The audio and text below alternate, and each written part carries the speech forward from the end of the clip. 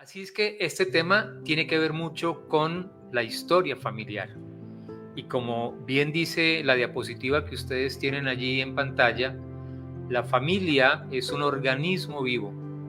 Y como es un organismo vivo, está en una constante evolución, en una constante transformación, en un constante cambio.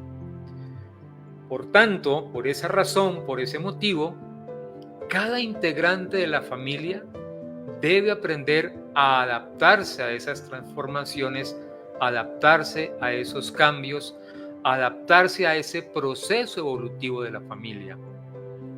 Como estamos hablando de un organismo vivo, estamos hablando que en una familia van a pasar muchas cosas. Algunas cosas nosotros las llamamos positivas, agradables, buenas. Otras experiencias no van a ser tan buenas, ni tan positivas, ni tan agradables. Pero a cada una de ellas debemos aprender a adaptarnos. Luego nos indica esa realidad de la familia que los padres que actuamos como líderes de esa familia debemos desarrollar un nivel de capacidad y un nivel de competencia. En esta oportunidad, ese nivel de capacidad, ese nivel de competencia está basado básicamente en el conocimiento y la habilidad que tengamos nosotros como padres para movilizar todos esos recursos que hemos ido consiguiendo a través de las experiencias de nuestras propias vidas. Esos saberes y recursos del orden cultural, lingüístico, social, científico y hoy por hoy, por supuesto, tecnológico. En la vida de cada uno de ustedes, papás que están en este momento escuchando, han pasado han sucedido una cantidad de experiencias. Cada experiencia, estoy seguro, le ha dejado a usted una sabiduría, un conocimiento, una habilidad que posteriormente se ha convertido en un recurso que usted tiene para salir adelante de distintas situaciones. Bien, esas experiencias, esos saberes, esos conocimientos no se pueden quedar en usted. Esos conocimientos, esos saberes deben ser transmitidos a sus hijos, porque sus hijos están en un proceso donde necesitan alimentarse de su propia experiencia. Sus hijos necesitan aprender continuamente. Todos los días sus hijos están en un proceso de aprendizaje y el mejor formador, el mejor educador de ese proceso, el mejor compañero de ese proceso de aprendizaje, pues simple y sencillamente va a ser usted, papá. Entonces nos vamos a detener esta noche en algo que nosotros llamamos el ciclo vital familiar. Un proceso que se da en todas las familias, en la suya, en la mía y en todas las familias que en este momento están conectadas a esta plataforma.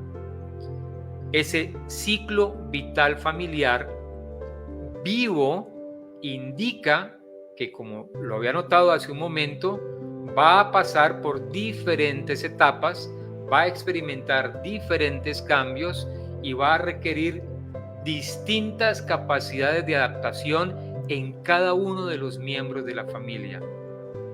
No es una tarea tan simple y tan sencilla, es un reto, porque en muchos ese reto no se alcanza a cumplir y por consiguiente las familias terminan desestructurándose. Entonces, entendamos esa primera parte. Nuestras familias van a pasar por distintas etapas. A la mayoría de esas etapas, nosotros las hemos llamado crisis. Vamos a vivir distintas crisis, distintas experiencias. Hagamos un pequeño repaso de esas etapas por las que muchos de ustedes ya han pasado. Y miremos, analicemos cómo en cada una de esas etapas ustedes han logrado movilizar esos recursos, esos saberes, esos conocimientos y los han utilizado para sobreponerse, para salir adelante de esas dificultades. Primera etapa que vive una familia, la llamamos etapa de formación. Ese es ese momento en el que él y ella, esas dos personas que en su momento tenían o tuvieron una relación de noviazgo, deciden formar una familia, construir o empezar a construir una familia. En ese instante, él y ella entienden que deben renunciar a muchas creencias individuales, personales, y empezar a construir un nuevo sistema de pensamiento, un nuevo sistema de creencias, en esta oportunidad ya no individual, sino colectivo. Ya no es la vida de uno, ahora es la vida de dos. Y eso genera ya la primera experiencia, la primera crisis en el camino, en el ciclo vital de esa familia. Él, que viene de una formación, de una educación y de una cultura distinta, decide unirse a ella, que viene de una formación, de una cultura y de unas enseñanzas completamente diferentes. Digamos que a nivel social, cultural, religioso, quizás religioso, político, bueno, qué sé yo, son dos personas completamente distintas. Entonces, cuando tenemos ya que empezar a sacrificar la creencia y el pensamiento para empezar a construir una nueva creencia y un nuevo pensamiento en esta oportunidad, una creencia y un pensamiento colectivo en función de una nueva familia, pues dejar de ser, dejar de vivir, dejar de experimentar lo que en mi época de soltero, de libertad entre comillas, yo vivía, pues genera la primera crisis. Claro, hay un pegante que va a ayudar a sobreponerse a esas dificultades que en un principio son imperceptibles, pero que en la medida en que pasa el tiempo, cada uno empieza a aflorar de sí mismo su sistema de creencias, su sistema de pensamientos, e intenta de alguna manera ejercer un dominio sobre su pareja, sobre su compañero, sobre su compañera. A eso nosotros lo llamamos etapa de formación. En esa etapa de formación, la pareja todavía tiene ciertas libertades. Libertades como, por ejemplo, nadie los está esperando en casa. Luego, por tanto, pueden salir a la hora que quieren, regresar a la hora que quieren, pueden ir a una fiesta, pueden trasnochar, pueden salir al cine, pueden salir al restaurante, y finalmente nadie o nada los obliga a tener que regresar a su casa, excepto cuando ellos naturalmente lo quieran. Digamos que en esos primeros momentos, en esos primeros días en que la pareja vive sola, pues empieza un proceso de adaptación de dos personas que de alguna manera, unidas por el amor, logran sobreponerse a esas dificultades o momentos de crisis que pueda llegar a tener en la etapa de formación.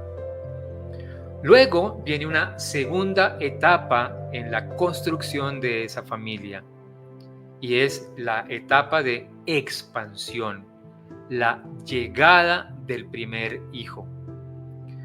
Suponemos que esa llegada del primer hijo fue el resultado de un acuerdo, el resultado de un proyecto de vida donde la pareja contempla la llegada de un hijo a ese hogar.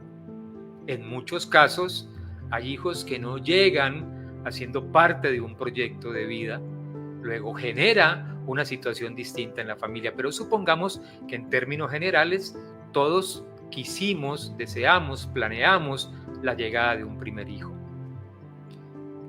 En esa etapa de extensión, de crecimiento de la familia, van a empezar a suceder otras nuevas experiencias, otras nuevas cosas distintas que van a exigir de la pareja nuevos conocimientos, nuevas habilidades y obtener nuevos recursos para empezar a manejar situaciones que para ellos, si ustedes lo han vivido y ustedes saben de qué les estoy hablando, situaciones que para ellos no eran conocidas, situaciones que al principio pueden ser manejadas motivado en el deseo profundo de la llegada de ese hijo.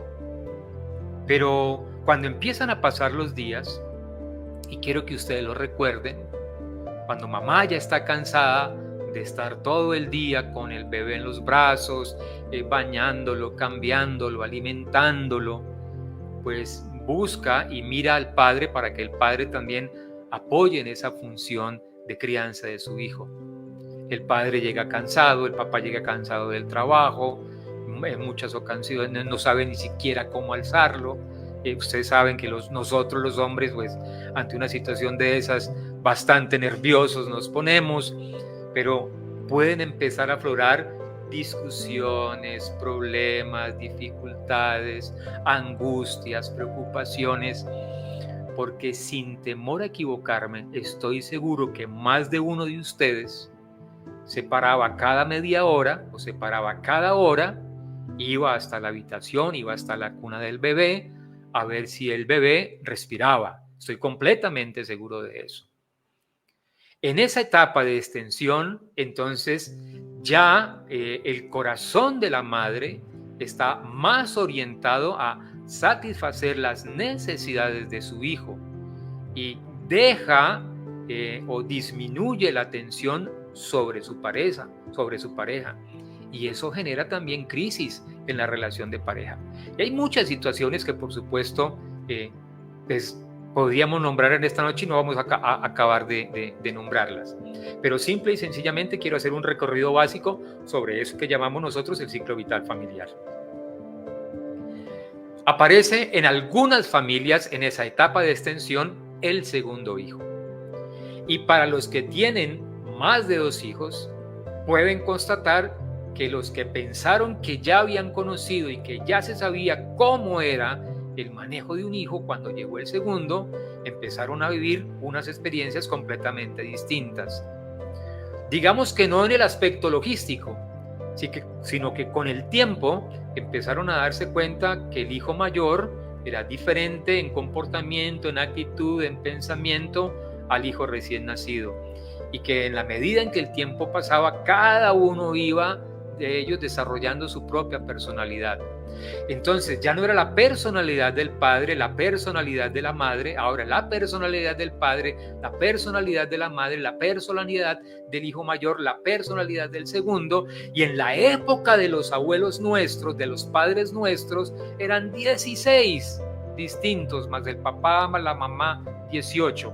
Ahora empezamos a entender y a comprender por qué los muchachos de hoy piensan 3 veces antes de querer formalizar un hogar y querer traer hijos a este mundo. No es una tarea simple, no es una tarea sencilla. En esa etapa de extensión, entonces, aparecen otro tipo de conflictos: la relación entre hermanos, las peleas entre los hermanos, la posesión de las distintas cosas de la casa, de lo que es de mi hermano, de lo que es mío, del cuarto, de mi habitación, de mi ropa, de mi camisa. Bueno, ustedes, vuelvo y repito, lo saben porque lo han experimentado. Pasan los años y empieza lo que nosotros llamamos la etapa de contracción de la familia. Una etapa donde los hijos ya empiezan a buscar su propio camino, a buscar sus propias experiencias de vida, ya empiezan a abandonar el nido. Ya los hijos no son los niños pequeños, los niños que hacían caso a todo lo que papá y mamá decían. Ahora nos encontramos en un escenario donde los hijos tienen ya una forma de pensar, tienen ya una forma de creer, tienen ya una forma de experimentar su propia vida. Ya los padres empiezan a experimentar cierto temor por perder el control sobre la vida de los hijos. Empezamos a vivir esa etapa de miedo, de perder el control de la vida de ellos. ¿Por qué? Porque simple y sencillamente se nos están creciendo. Como alguna vez me decía una mamá después de una escuela de padres, es que yo siento que mi hijo se me salió de las manos, y eso genera otro tipo de dificultades, de crisis al interior de esa familia. Aparece una etapa posterior, que es lo que nosotros llamamos la etapa de extensión completa, es decir, cuando ya los hijos se van de la casa, ya el nido quedó vacío. Papá y mamá solo esperan la llegada de los nietos, que para ellos, hijos, es una experiencia distinta, diferente a la experiencia que va a vivir papá y mamá como abuelos, una experiencia completamente distinta. Pero finalmente el nido quedó vacío. Entre otras cosas, aprovecho la oportunidad para recomendarles que vean en YouTube una película que se llama precisamente así, El nido vacío, que muestra todo lo que sucede en la etapa de extensión completa de la familia. Luego, en ese ciclo vital familiar, aparece una nueva etapa que se llama la etapa de contracción. Y la etapa de contracción es cuando uno de los dos fallece. Uno de los dos ya no está. Entonces, o queda mamá sola o queda papá solo. Ya recuerden que los hijos no están, han salido de casa. Queda mamá sola y queda papá solo, y con el transcurso de los años ya no está mamá y ya no está papá, y a esa etapa la llamamos disolución. Es decir, la familia Ramírez Pérez ya no existe, y ya la familia Ramírez Pérez no está porque el señor Ramírez y la señora Pérez ya no están en este mundo. Esa familia se disolvió. Claro, hay una extensión de esa familia que es la que va a crear el hijo o la hija de la familia que acabo de nombrar.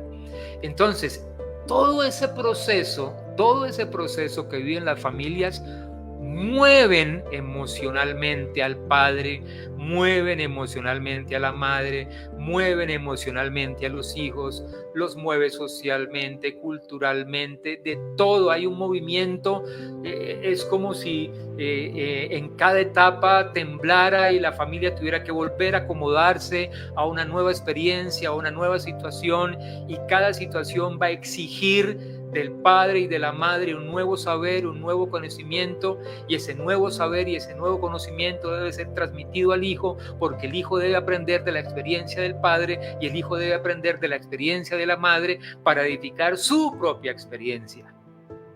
Por eso decimos que la familia es un organismo vivo que está siempre en constante evolución, en constante movimiento.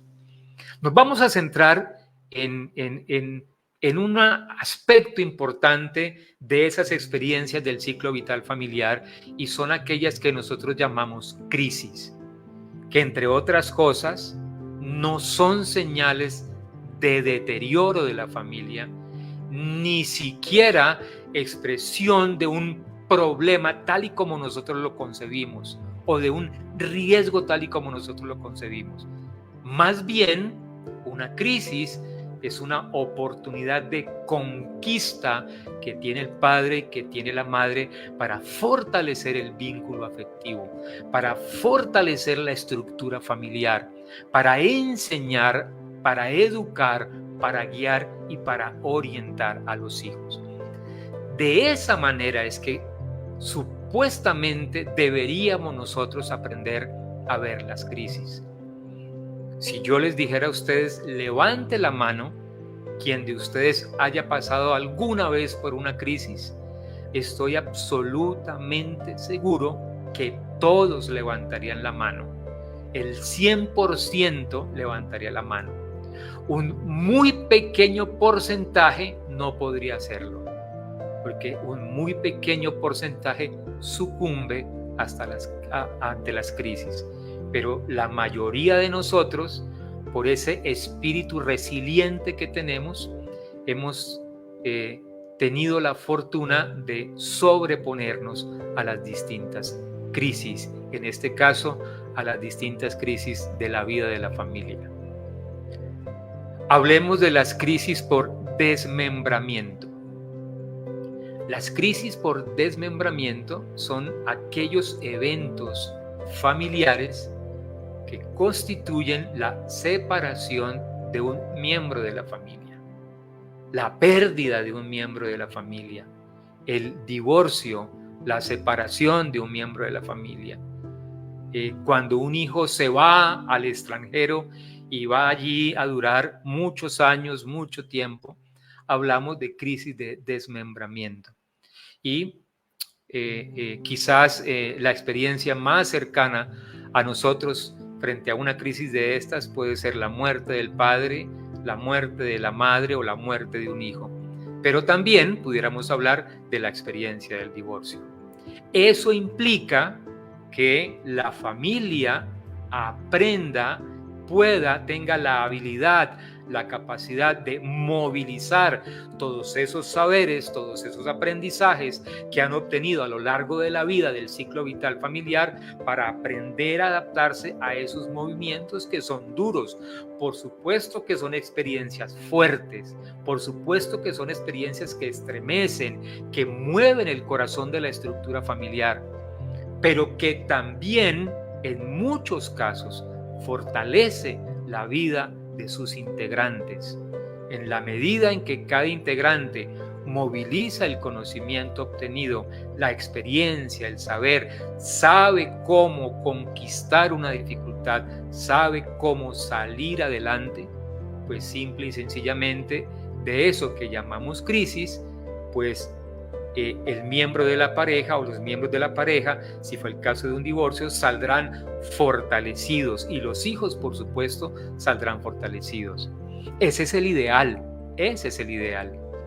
Lo que sucede a veces en la realidad es que en esas experiencias que mueven la familia interiormente, pues a veces los niños o las niñas sucumben cuando no tienen esa capacidad, ese conocimiento y esa habilidad, y no lo tienen simple y sencillamente porque sus padres desde muy pequeños no les han sabido transmitir sus propias experiencias de vida, no les han mostrado cómo se sale adelante de una situación difícil, es decir, no han aprendido a sobreponerse a las dificultades.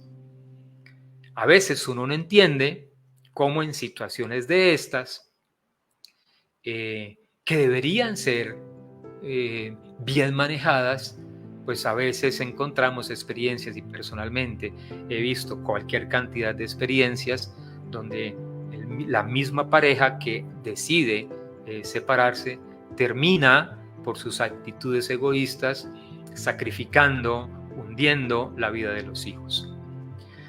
Hablemos de otro tipo de crisis, en esta oportunidad crisis llamadas por incremento. Crisis por incremento. Situaciones que desestabilizan, que mueven el corazón de la familia, la estructura de la familia por incremento.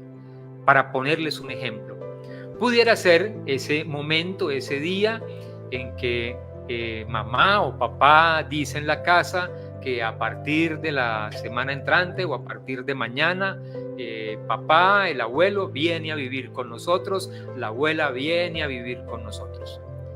Y en razón a eso, entonces, alguno de los hijos debe sacrificar su espacio de habitación para dejárselo a la abuela, para dejárselo al abuelo. Eso genera nuevamente una situación de crisis a la que llamamos nosotros crisis por incremento. Digamos que el ejemplo más preciso es cuando algún familiar llama al teléfono y dice, ahora que estamos en vacaciones vamos a ir a visitarlos, ¿no? Entonces durante una semana o durante 15 días se genera todo un caos en la vida de esa familia, ¿no? Digamos que se hace más notorio el desorden en la vida de esa familia porque hay que acomodar 4 personas más y entonces vuelvo y repito, eso son cosas que digamos que nosotros no las vemos tan complejas, no las vemos tan difíciles porque son de corto tiempo, pero cuando son experiencias de largo tiempo, sí definitivamente van a generar algunas situaciones que exijan de las personas algún tipo de sacrificio en cuanto a la comodidad, por ejemplo, o en cuanto a la forma de pensar o en cuanto a la forma de actuar, ¿no? No sé si puedo poner un ejemplo y ustedes me lo permitan. Entonces ya el papá no puede salir a caminar en calzoncillos por la casa porque ya hay otra persona allí, y entonces hay que guardar un poco más de pudor y de respeto y de prudencia frente a las actitudes, pensamientos y creencias de otras personas. Eso se llama crisis por incremento. Otro tipo de crisis que se producen al interior de las familias se llaman crisis por desmoralización. Y estas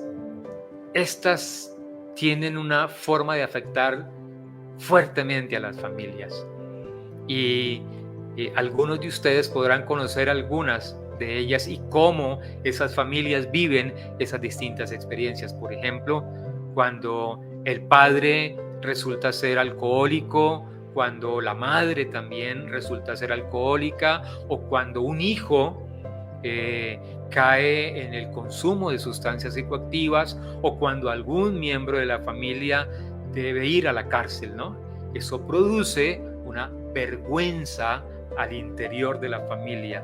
Digamos que desmoralización es que le baja la moral a la familia, ¿no?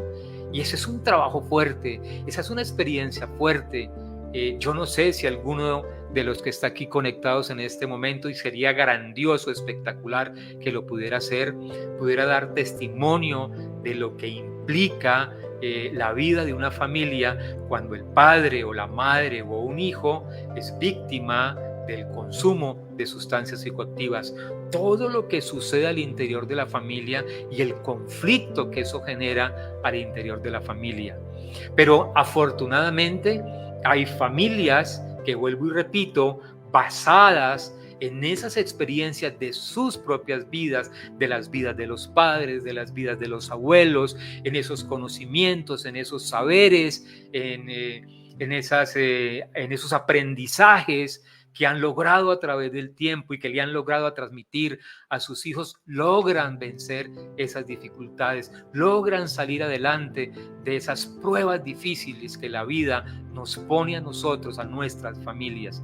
Pero también hemos sido testigos y hemos podido vivir experiencias de otros que no lo han logrado, que han tenido que vivir una experiencia aún más dolorosa, como la muerte de ese hijo o la muerte de ese padre víctima o consumido por la droga o consumido por el alcohol.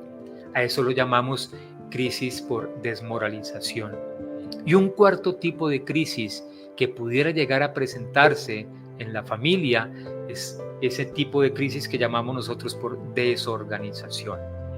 No son tan frecuentes, pero por supuesto sí pueden ser evidenciadas en la vida de la familia, y hace referencia, por ejemplo, a cuando en una familia, por una situación, hay un enfermo crónico, ¿no? Y digamos que toda la atención está frente a ese enfermo crónico.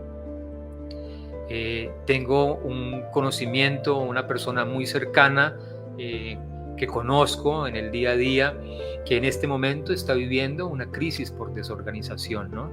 Su hermano hace un par de años tuvo un accidente cerebrovascular y eso ha exigido de esa familia un movimiento tan intenso, tan fuerte, que cansa, que agota, que es fuerte, que es pesado. Y en esos momentos es la evidencia que tengo. Esta familia ha logrado permanecer unida. Es un ejemplo de cómo se pueden adaptar a situaciones tan duras y tan difíciles en pro del bienestar y la salud, no solamente de la persona que está enferma, sino de todos los miembros que hacen parte de la familia. En este caso, no únicamente la mamá, el papá, los hermanos, los sobrinos, sino las personas que han logrado unir en torno a esta situación. Eso se llaman crisis por desorganización. Entonces, yo podría en este momento hacer una pregunta, mamá y papás. ¿Quién de ustedes considera que está a salvo de cualquiera de estas 4 posibilidades: de vivir una crisis por desmembramiento, de vivir una crisis por desmoralización, de vivir una crisis por desorganización o de vivir una crisis por incremento. Como estamos hablando de la familia como un organismo vivo, estamos hablando que pudiera vivir la familia cualquiera de estos tipos de crisis. ¿Estamos preparados como familia para adaptarnos y fluir con estas experiencias? ¿Estamos preparados? Papás, ¿han preparado ustedes a sus hijos para que, llegado el caso, ojalá nunca llegue, pero llegado el caso, puedan aprender a adaptarse a estas nuevas experiencias y situaciones de la vida de la familia? ¿Están preparados? ¿Están preparados como familia? Hemos ido a través del tiempo educando emocionalmente a nuestros hijos. Hemos ido a través del tiempo fortaleciendo mentalmente a nuestros hijos. Hemos ido a través del tiempo fortaleciendo sus conocimientos y sus saberes todos los días en su vida, papá, todos los días en su vida, mamá, y todos los días en las vidas de sus hijos pasan cosas, suceden cosas que alimentan el ciclo vital familiar, que afectan el ciclo vital familiar. Algunas veces lo afectarán para bien cuando se tratan de experiencias positivas, agradables, pero otras veces lo afectará de tal manera que lo puede debilitar al punto que lo pudiera llegar a quebrar. Hemos hecho ese ejercicio de aprendizaje continuo, que los hijos aprendan de las experiencias de los padres, que los padres aprendan de las experiencias de los hijos, que cada experiencia que vive el padre, que cada experiencia que vive la madre y que cada experiencia que vive el hijo o los hijos contribuyan al fortalecimiento de la estructura familiar. Aprendemos, nos escuchamos unos a otros diariamente. De eso es que se trata el aprendizaje continuo. Cuando hablamos de aprendizaje continuo, entonces estamos hablando básicamente que la familia como tal, los integrantes del grupo familiar, quienes conformen la familia, deben estar dispuestos diariamente a repensar las viejas formas de hacer las cosas, porque nos tenemos que ir adaptando a nuevas situaciones y a nuevas experiencias. Voy a ponerles un ejemplo que creo que lo he citado un par de veces en el colegio, si no estoy mal, si lo recuerdo bien. Hoy nuestros hijos están escuchando constantemente hablar de un tema al que se le ha llamado identidad de género. Eso significa que la sociedad culturalmente se está moviendo. Como padres, ¿estamos dispuestos a repensarnos, a mirar hacia adentro de nosotros mismos y a cambiar esas viejas formas de concebir la estructura de la familia, la estructura de la sociedad? La familia debe estar dispuesta a proponer nuevas formas de resolver problemas. Antiguamente, nuestros abuelos creían, por ejemplo, que la letra con sangre entraba. Es decir, que un rejazo, que un cuerazo era la mejor estrategia para resolver el problema de conducta de un hijo. Y seguramente en su momento era la estrategia. Pero hoy, papás, tenemos mayor conocimiento científico de cómo un correazo, un insulto, una grosería, el castigo físico afecta el proceso de crecimiento y desarrollo de los hijos. La familia que aprende continuamente propone en ese proceso de aprendizaje nuevas formas de resolver problemas. El aprendizaje continuo en la vida de la familia implica la capacidad de los padres, líderes de la familia, de arriesgar, de cambiar, de transformarse para lograr adaptarse a la realidad siendo flexibles. En los canales de National Geographic y algunos canales de YouTube, donde nosotros podemos ver cómo cae la nieve sobre los árboles, si ustedes han detallado lo siguiente, pues vamos a aprender mucho de lo que la naturaleza nos quiere enseñar. Cuando la nieve empieza a posarse sobre la rama de los árboles, el peso va a hacer quebrar la rama. Si la rama se resiste ante el peso, se quiebra. Pero si se hace flexible, el peso simplemente se cae y no quiebra la rama. Muchas veces cargamos pesos encima. Si nos resistimos a esos pesos y no queremos transformarnos, adaptarnos o cambiar, nos vamos a quebrar como familia. Pero si anidamos la posibilidad de ser flexibles ante esas situaciones de la vida, muy seguramente no nos iremos a quebrar.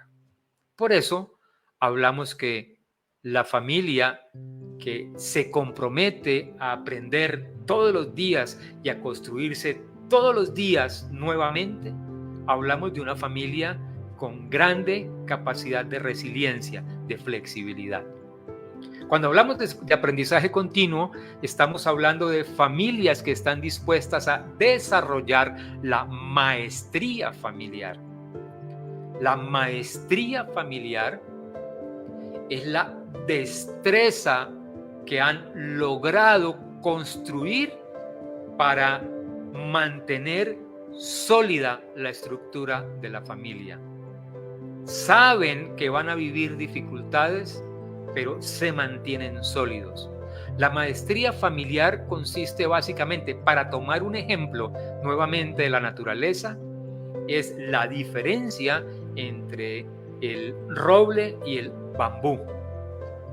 El roble es un árbol de tronco grueso, grande, pero en una tempestad, como es de raíz superficial, pues la fuerza de la tempestad podría levantarlo del piso. Lo que no va a suceder con el árbol de bambú, porque el árbol de bambú en los primeros años, en su etapa de formación, crece hacia adentro, hacia lo profundo de la tierra, que es lo que debería hacer toda familia en la etapa de formación: crecer hacia adentro, arraigar valores, principios, creencias, fortalecer la base de la estructura familiar. En una tempestad, el árbol de bambú, a diferencia del roble, no es tan fácil que la fuerza del viento lo arranque, porque su raíz está profunda en la tierra. Tomando ese ejemplo, cuando la familia se construye primero hacia adentro y sabe y reconoce que en ese ciclo vital familiar van a vivir una cantidad de experiencias, de situaciones, muchas de ellas con la fuerza para desarraigarlos, quienes han desarrollado esa maestría familiar van a mantener la estructura sólida de su familia. Una familia que entiende el concepto de aprendizaje continuo es una familia dispuesta a identificar y evaluar los modelos mentales que han venido adoptando a través del tiempo. Es una familia que impulsa en sus integrantes una visión compartida. Es una familia de todos. Es una familia donde participan todos, donde todos expresan lo que piensan, donde tienen libertad de expresar lo que sienten, donde cada uno puede levantar la mano y decir: yo pienso, yo creo, yo siento. Y allí no hay juicio, ni condena, ni crítica, y menos imposición. Es una familia donde se aprendió a trabajar en equipo y a desarrollar un pensamiento sistémico. De eso se trata el aprendizaje continuo, papás. De eso se trata el sostenimiento y la estructura de una familia. Que todos estén dispuestos a aprender todos los días en espacios de diálogo, de comunicación, donde los padres aprenden de los hijos y los hijos aprenden de los padres.